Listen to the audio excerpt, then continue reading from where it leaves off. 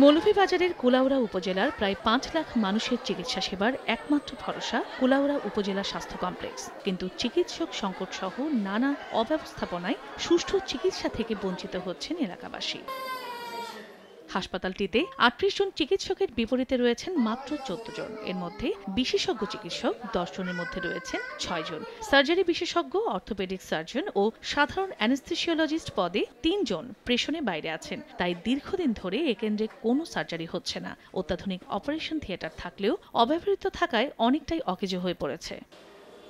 অন্যদিকে হাসপাতালটিতে X-ray technologist নেই দীর্ঘ ২৬ বছর ধরে। দুটি অ্যাম্বুলেন্সের মধ্যে একটি চালু থাকলেও অপরটি চালকের অভাবে পড়ে আছে। এতে চরম দুর্ভোগে সেবা প্রত্যাশীরা। আমি আইসলাম অন্য যে সরকারি যে একটা চিকিৎসা আছে ও চিকিৎসার নেওয়ার লাগে, কিন্তু এখন তো কিছু বুঝিয়েন না।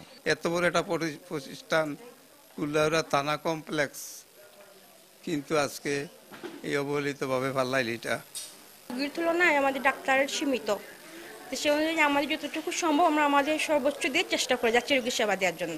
সংকট সমাধানে প্রয়োজনীয় উদ্যোগের আশ্বাস কর্তৃপক্ষের। ওটির যে সরঞ্জামাদি অনেক বছর ধরে ইউজ না হওয়ার ফলে একটু হয়তো নষ্ট আছে, রিপেয়ার করা যাবে।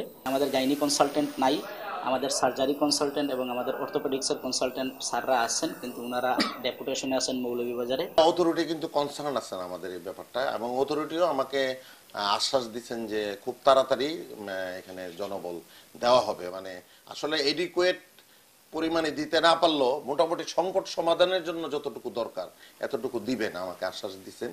তো আশা করি যে আমরা এই ২ মাসের ভিতরেই ইনশাল্লাহ কিছু জনবল নতুন পাবো। ২০০৬ সালে কুলাউড়া উপজেলা স্বাস্থ্য কমপ্লেক্সটি ৩১ শয্যা থেকে ৫০ শয্যায় উন্নীত করা হয়। সময় সংবাদ, মৌলভীবাজার।